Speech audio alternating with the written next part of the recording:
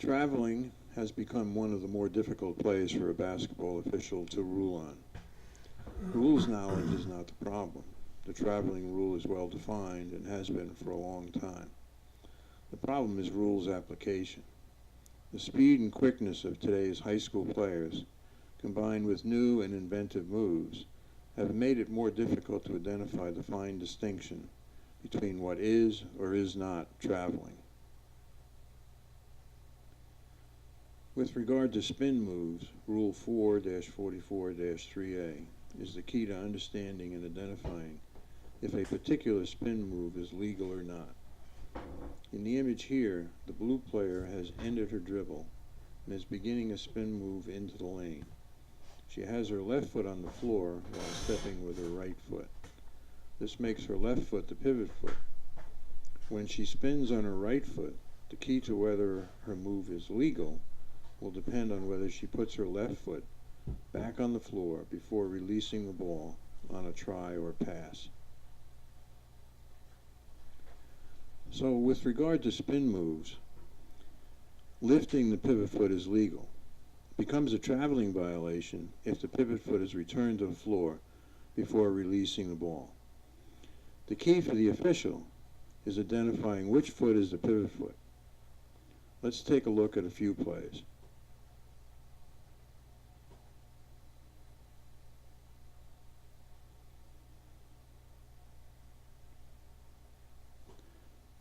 Let's break this play down.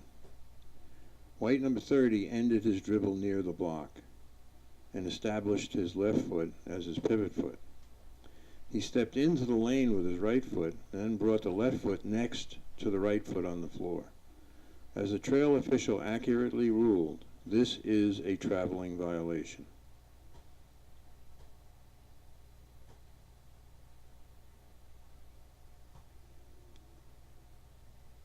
Although this is an NBA clip, it does illustrate a legal spin move under high school rules.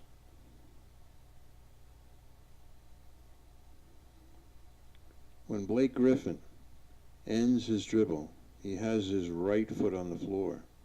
This is his pivot foot under high school rules. He spins on this foot, steps with his left foot into the lane, and goes up to shoot the ball without bringing his right foot, his pivot foot, back down to the floor.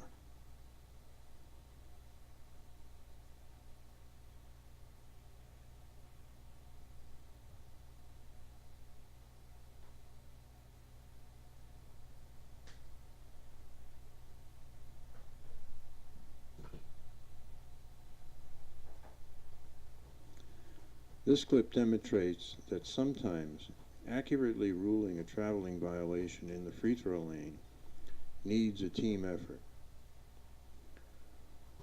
White number 23 ends his dribble and establishes his left foot as his pivot foot. He steps with his right foot, spinning on that foot. He then puts his left foot back down in the lane. This should have been ruled as a traveling violation. However, due to congestion in the lane, the lead official cannot see the violation. Subsequent to this, white number 23 is fouled as he goes up to attempt his shot. Either the trail or the center official should have helped out on this play and ruled a violation.